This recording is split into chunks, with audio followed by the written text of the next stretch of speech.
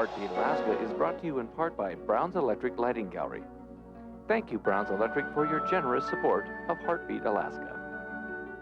Heartbeat Alaska is made possible by Kupik Carlisle Transportation, your full-service transportation and logistics company. Heartbeat Alaska is also brought to you by Frontier Flying Service. Thank you, Frontier, for getting Heartbeat Alaska airborne. Frontier 2-4, let's go. It's Heartbeat. It's a fabulous show. Alaska. Hi, Heartbeat Alaska. It's Heartbeat. Alaska. Pull up a chair and enjoy the show. Hear it from Sitka to Barrow. Gather around for Jeannie's show. It's the Aleut, the Indian, and the Eskimo. It's the Aleut, the Indian, and the Eskimo. Welcome one, welcome all. Hello and welcome to Heartbeat Alaska Native News and Information. I'm Jeannie Green, and today we take you on a journey to the Bristol Bay area to Aleknagik, Alaska. Where is Aleknagik? Well, Aleknagik is one of those remote villages in this state that's a treasure. It's a treasure, and it sits on a beautiful, beautiful location. However, there's trouble in paradise.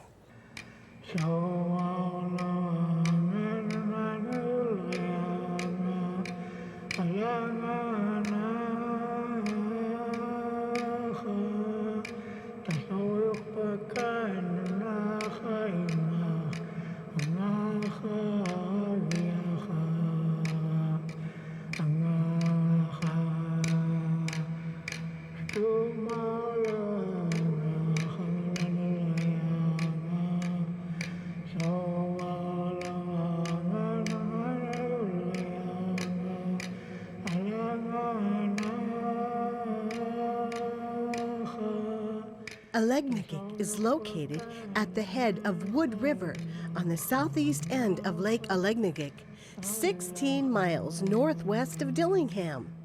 Wood River and Lake Aleknagik have been used historically as summer fish camps. It's really pronounced Aleknagik. In the winter, sometimes it gets really foggy. I guess in the old days, when it was foggy, you know, the people going up Illutsik would end up going up this river here. The name Aleknagik means wrong way home, and it's people that lived on the Illutsik River, you know, would get lost in the fog and start ending up coming up the Wood River, and so, you know, that's how it got the name of wrong way home. Well, the Aleknagik was started probably in 1930 when the Ray Smith family came up here, and then my family came up here in 1931, and then by 1935 there was about 6 relative families that settled here at Aleknagik, and that's how it was became the town of Aleknagik. When we first came here, it was called Mosquito Point. At first, there weren't that many people. There were just a very few families that were living here.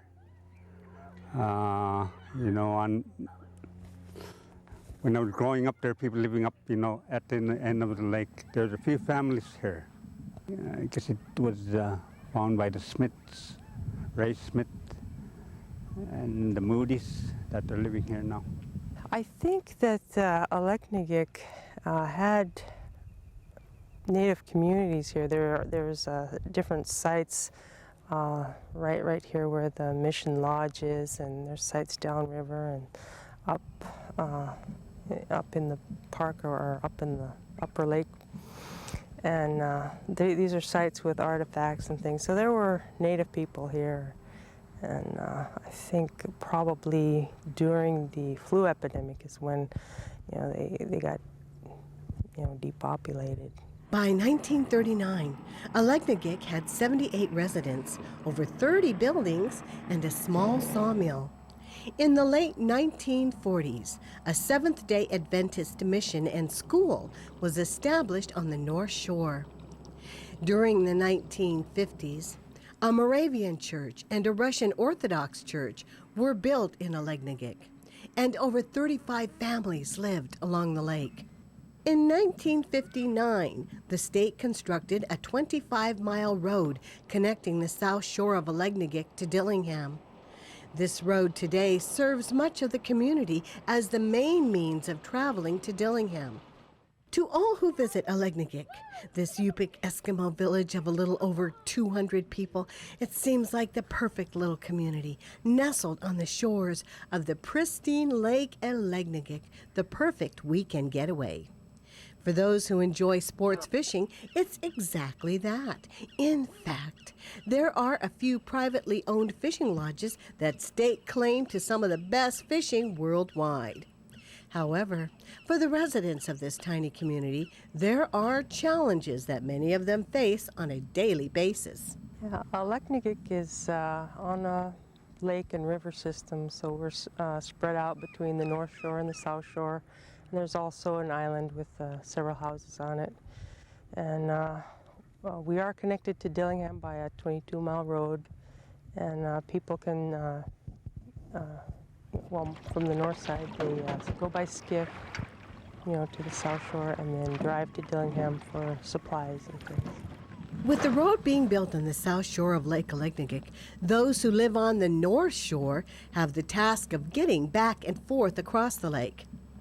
There's a fire truck and a health clinic on each side of the lake, but there's no store in Aleknagik, which means residents must travel the 25 miles to Dillingham to shop for food and supplies. This time of year, I'd get on my four-wheeler, load up everything I need for my skiff and for my trip to town, take it all down, load it all in the skiff, take the skiff across the lake to the South Shore, pack everything up, load it in my truck, drive the truck down the 20-some miles of dirt and gravel road, and finally a few miles of pavement into Dillingham, get whatever I need, and then reverse the whole process. So it's an ordeal to go get supplies. Although the hassle of commuting across the lake for supplies is a concern of many of the locals, the biggest concern is the safety of the residents. You see, the elementary school is located on the North Shore of the lake, and high school students must travel to the South Shore. We have a little bit more residents on North Shore than South Shore. And we have high school students that have to cross the lake every morning on North Shore just to catch a school bus to Dillingham High School. And then we have South Shore elementary students that have to cross the lake just to go to elementary school on North Shore. On the South Shore, we have 5 that come to school here, but we have several kids that live on this side, 6 or 7, 8, that attend high school in Dillingham, and so we're also responsible for transporting them across the lake to catch the bus from Dillingham City Schools. For one thing, they have to get up quite early in the morning and travel in oftentimes pretty nasty conditions just to catch their bus, and a lot of times they'll get over there and the bus isn't able to even get out here, and so we end up retrieving them. And sometimes they spend a good deal of time out in the cold and the nasty weather to no avail. I think that's a concern for the whole community, that the kids are crossing and they're, they're going daily, which means in all different types of weather. And, when it's a blizzard or, what's going on out there, these kids are trying to get to school. And, they do have a lot of days where, they just can't get there, and they have to stay home, so they miss school. I know there's been times where it hasn't been safe for kids to go across the lake to catch a school bus, and they've missed a lot of school because of that, and it hurts their education. If they miss too much school, it's hard to catch up, and so they fall behind, and that's a deterrent to even try to catch up. Derrick Andrews and Tina Illutsik are just 2 of the youth who cross the lake every morning to catch the bus to Dillingham, regardless of the weather. The bad days are It's cheap. Going across, like if it's windy out and it's rough out, you get wet and cold, and I don't like it. It's cheap. I don't enjoy it. Why? Get wet. Get our feet wet. And it's cold. All this takes a while to get the motor started, and you're just sitting there and you start shivering. It's a little too cold. One of our elders that was crossing the lake fell in. Her life was saved because someone was taking a steam and they heard her yells for help from the lake. And, you know, then of course our first responders team, and with the help of local citizens, she was able to live another day. Unlike so many others, not only my mother and her brother, but also my cousin fell in with a snow machine. My Uncle Paul drowned with the skiff. He turned over with the skiff and he drowned not too far from here. And there's been many others that have passed on here. And just recently we also had another young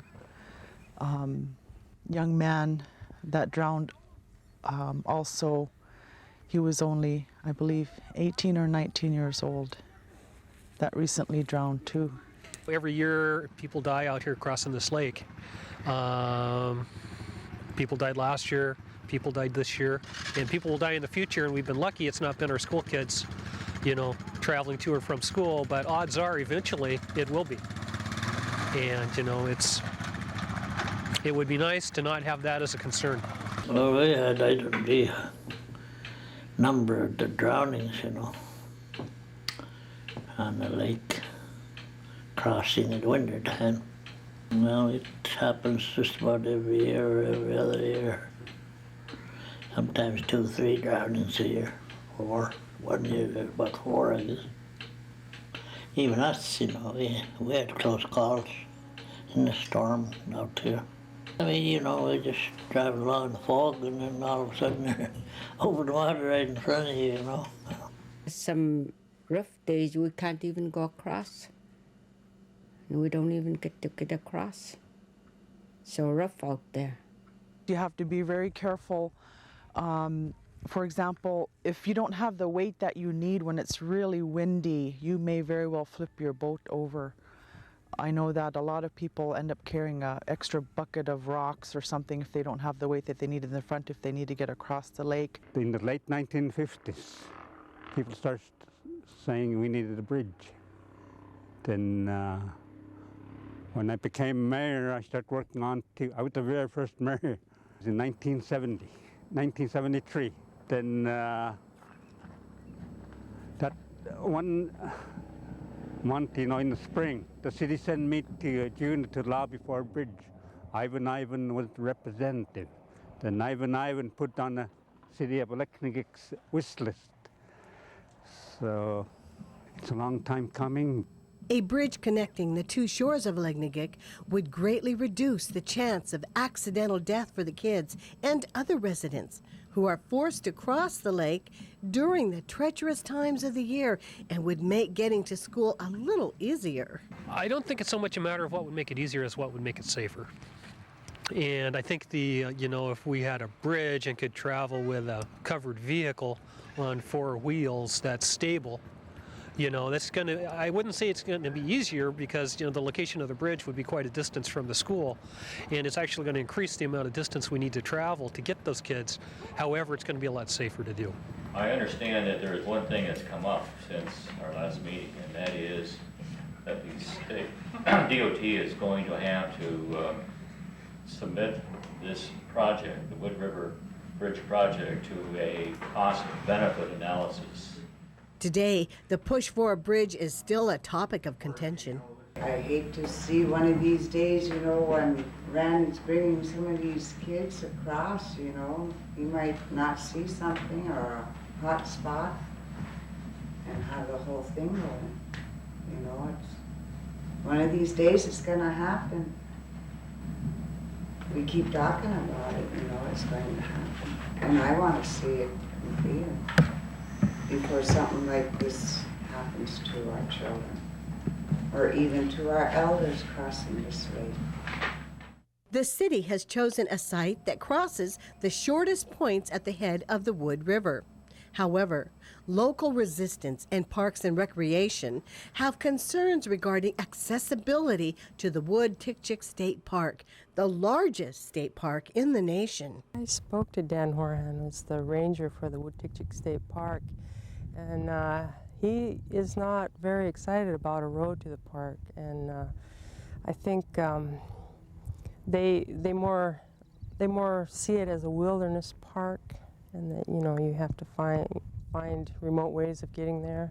Another concern about a bridge being built across the Wood River is that all 5 species of Pacific salmon, king, sockeye, pink, silver, and chum, spawn in the Wood River and Tikchik systems. A bridge could have adverse effects on the return of these species of salmon as they make their way up the Wood River. Recently, the Alaska Department of Transportation and Public Facilities, in cooperation with the Federal Highway Administration, conducted an environmental assessment to determine what the overall impacts to the wetlands and environment would be if a bridge were constructed at the head of the Wood River. Their finding was that there would be no significant impact to the environment. The concern of some lodge owners is that road access could possibly diminish the appeal of certain lodges that are currently accessible only by boat or plane. A bridge could also result in increased competition from Dillingham residents and South Shore residents for subsistence resources in areas traditionally used by North Shore residents. Beyond the concerns of the Park Service and local business owners, the price of building a bridge to span the Wood River is phenomenal. Reports of anywhere between $5 million and $18 million have been quoted. However, the argument exists that when compared to a human life, $18 million means very little. That's a lot of cabbage. And I guess if you weigh a human life is costing $5 million or $14 million, you know, and if it did save somebody, then yes, it would be worth every penny. It's going to be worth 18 million. One life is worth over 18 million. The state's investment into the youth would pay off in the long run.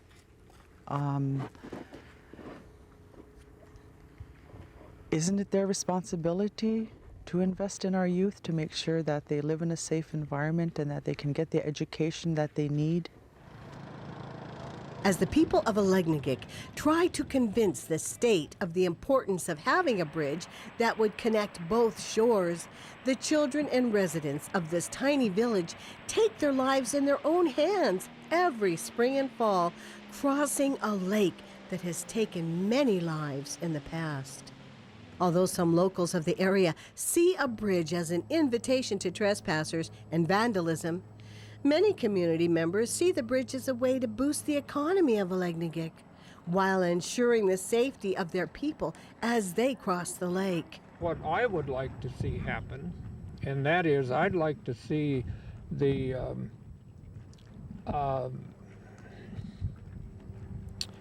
state park be accessible by a road, and that bridge would be a wonderful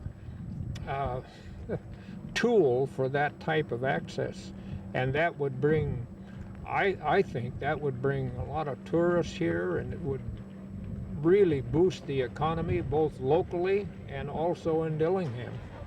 The young people, we're concerned they need to have the opportunity to have economic venture here in the village, but also to be able to cross the lake safely and to feel secure that your child or children are crossing the lake safely without having to worry if they got across to the other side or not.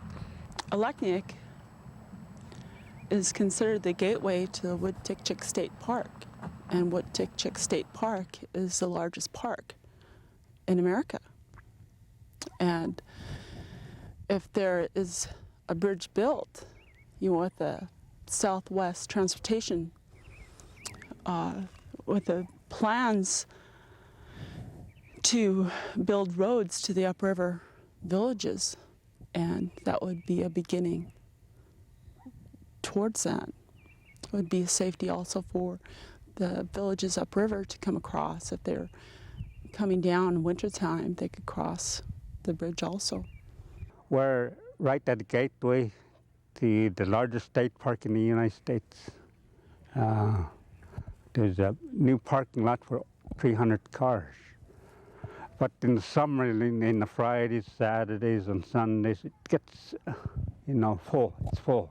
There's at least over 1,000, sometimes I think there's up to 2,000 people recreating on this lake when the weather is really nice. We need a bridge not only for the safety of the community, but this village has a great economic potential, not only for the village of Aleknagik, but for the nearby villages, for the businesses locally, and also the state of Alaska. They have an opportunity to also take advantage of an economic venture here in the village of Aleknagik. As I said before, we're the gateway to the Woodtukchik State Park, and the opportunity is here. Not only with that, but there also may be other opportunities available. Besides becoming attractive to sightseers and weekend vacationers, a bridge could benefit the community of Aleknagik in other ways. The north side gets most of the projects of, it's got the state airport and the office building, the post office and the school. So most of the projects have come to the north side, and the south side feels left out. And a bridge would help provide more feeling of connectedness and, more of a feeling of community between the both sides. A bridge would also mean a decrease in the cost of supplies for North Shore residents who would no longer need to transit back and forth by boat or snow machine every time they needed to travel to town, and a decrease in the pressure on parking at the Lake Aleknagik State Recreational Site because North Shore residents would no longer need to park there. The proposed bridge could also enhance the local economy through the consolidation of government services and facilities. Currently, Aleknagik has 2 gravel pits, 2 fire departments, and 2 clinics to serve both shores of the lake. With bridge access, these different services could be combined to provide a better service to both sides of the community. There's 2 clinics, one on North Shore, one on South Shore. We had an emergency where a plane could not land on the North Shore because our airport is not lit. And the state has let us know that we can't upgrade your airport if you want a bridge. So there's a dilemma there. We had an emergency. A plane could not come across, it could not land. We had to bring the patient across with a sled in the winter. So that's what normally happens if it's late, is we have to bring the patient across either by skiff or by snow-go. Although the people of Aleknagik have their work cut out for them, there's one thing they know for certain. Bridges have to be built. It's not gonna, it's subject, we have to keep working out at it, It's just not gonna go away. Thank you everyone in Aleknagik for your help in this story, and thank you for making this story possible. Thank you to the whole community. I understand there were bake sales and many different things to raise the money for this story, because this story is important to the good people there. Why don't we support them? If you'd like to support Aleknagik in their cause to get a bridge, write to them, won't you? There's a number on the screen. Thank you again for watching Heartbeat Alaska. I'm Jeannie Green. God bless you all. Join me again next week for another visit to remote Alaska. It's heartbeat To purchase a copy of this program, have your credit card ready and call area code 907-563-7440 or send check or money order to Jeannie Green Productions, 6250 Tuttle Place, number 5, Anchorage, Alaska 99507. Ask for the program number listed below.